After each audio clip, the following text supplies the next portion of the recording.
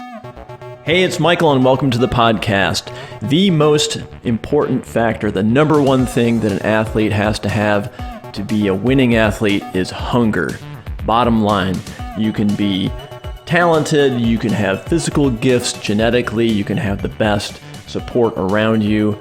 All of that, of course, is important, but the number one thing is hunger. If you don't have that as an athlete, you're not going to be victorious.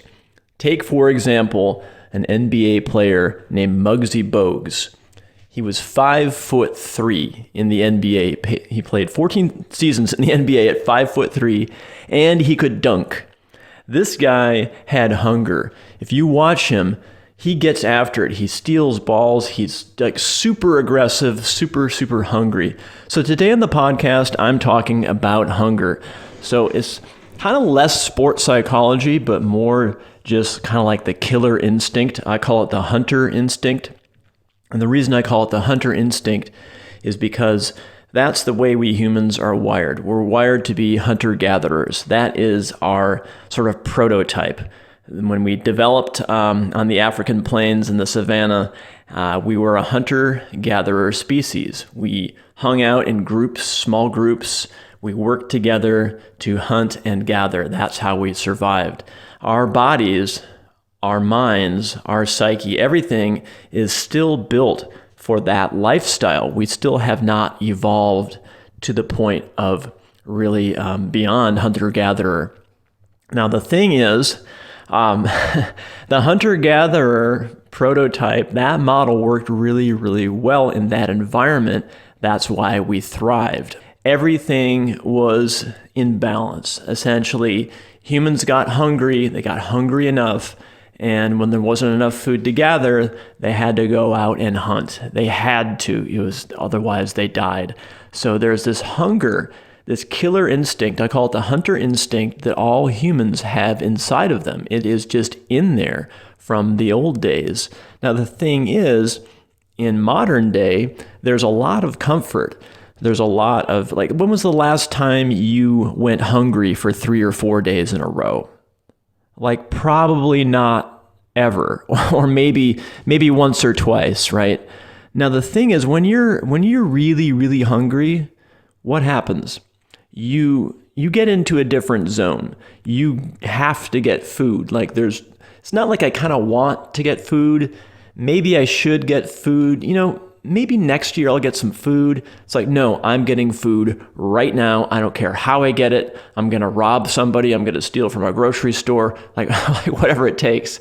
So you see how this killer instinct or the hunter instinct is in all humans, and it's in all athletes. Typically, athletes have a higher sort of hunger instinct in them.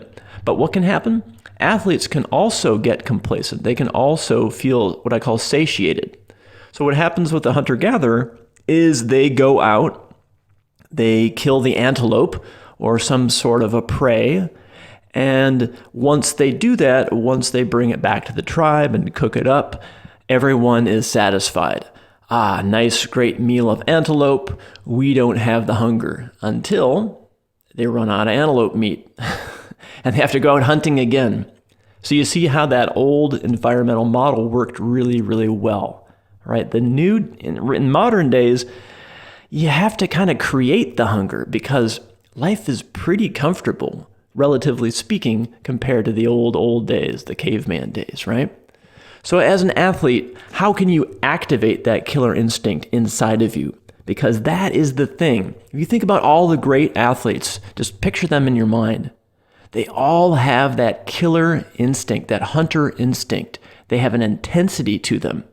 They could have all kinds of great training and, be the perfect height and weight and all that. Sure, that's important, but they all have that killer instinct. So how can you activate that within you? That is the question, because once that's activated, the hunter instinct, once that's activated, you will get much better results. So let's talk about activating it. The way you do that is in 2 ways. I call it aspiration and desperation. So aspiration, aspiring to something greater, the rewards, all the great benefits you're going to get from winning, from achieving. That's aspiration. I want you also to use desperation. So the carrot and the stick here. Desperation is what will happen if I don't achieve my athletic goals. I'll feel embarrassed. I'll feel like I'm not realizing my potential. I'll have regret 10 years from now because I didn't pursue that goal, right? So use both of those. Now, you don't want to get caught up in the delusion of either aspiration or desperation. Because desperation, if you spend too much time there, it's very negative. It's like kerosene. You got to be really careful and use the desperation in small doses and be in control of that. The aspiration also, I want you to spend a lot more time in that realm of expansion of saying, oh, it's going to be so awesome if I train harder, if I'm getting better results, I'm going to get on a better team, I'm going to get kudos from my friends, I'm going to feel better about myself, I'm going to look back on my life and feel proud of myself. That's the aspiration. That's where you want to spend most of your time, but you don't want to be delusional about that either.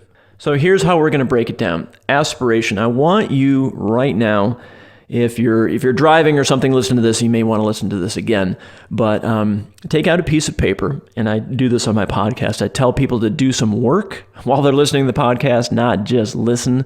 But take out a piece of paper and literally write down aspirational goals. Aspirational, like aspiring to.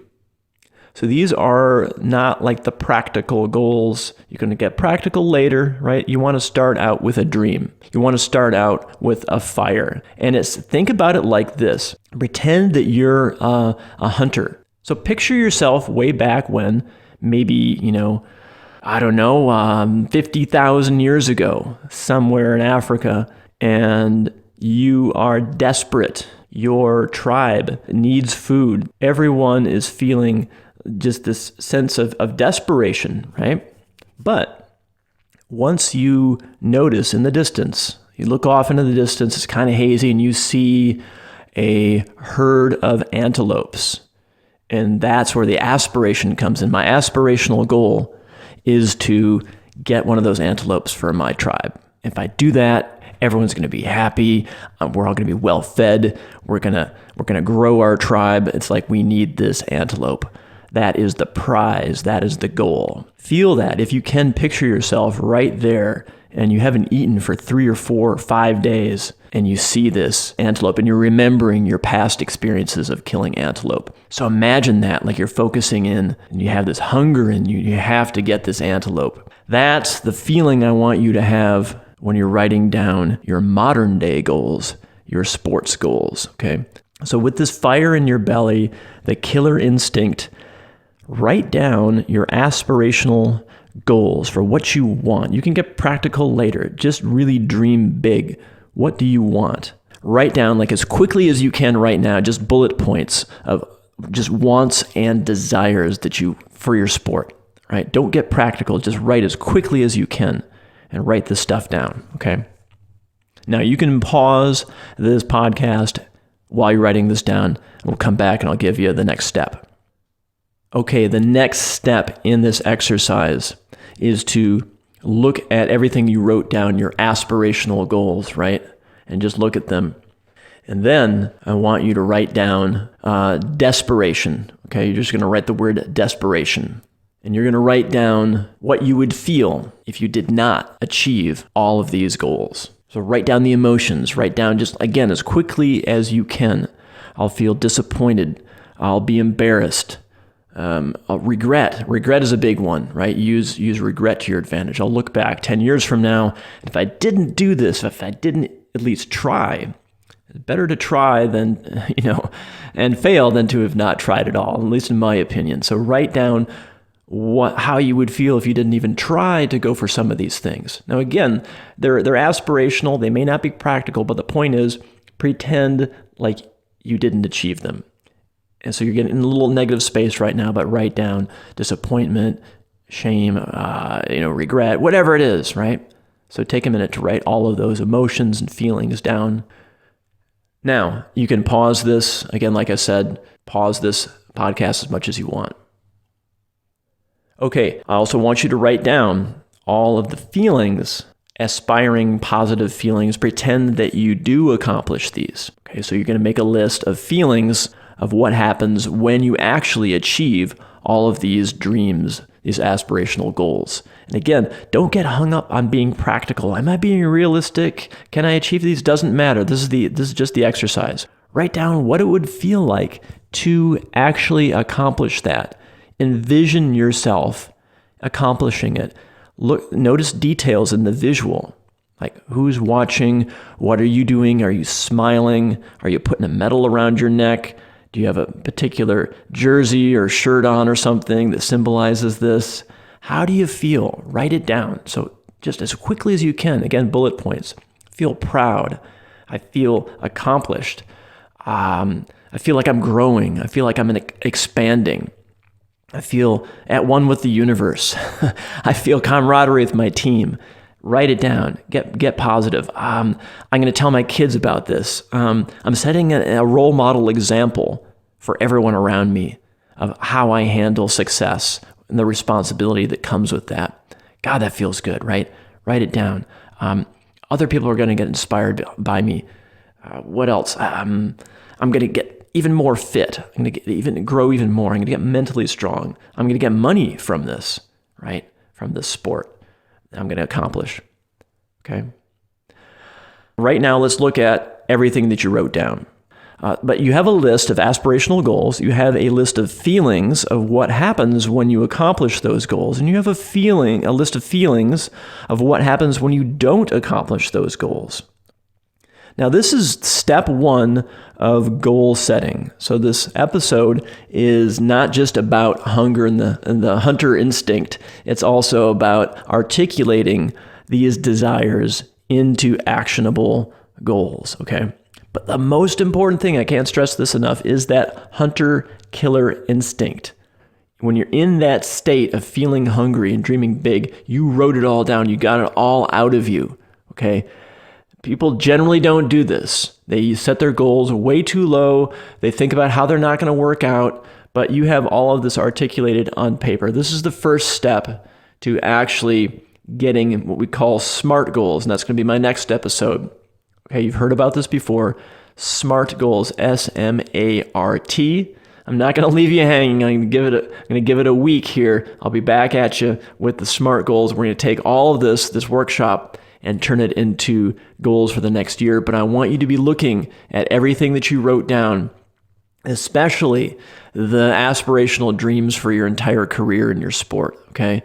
And I want you to look at them. I don't want you to overthink them, right? I don't want you to actually post them in plain view all of the time, because what happens is our minds start to think about being too practical. I want you to treasure these and look at them like once a day, pull them out and peek at them, and then put them away real quick. Make yourself actually hungry to look at these hunger goals, okay?